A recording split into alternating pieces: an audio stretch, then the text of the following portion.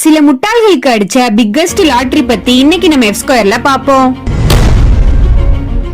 கலிபோர்னியால வாழ்ந்து வந்த ஒரு கப்பலுக்கு $1.3 மில்லியன் லாட்டரி அடிச்சிருந்திருக்கு. அந்த பணத்தை தான் மட்டுமே எடுத்துக்கணும் அப்படின்றதுக்காக அந்த ஹஸ்பண்ட் தான் ஒய்ஃப் ஸ்டேட் லாவை மீறிட்டாங்கன்னு சொல்லி டிவோர்ஸ்க்கு ஃபைல் பண்ணிருந்திருக்கான்.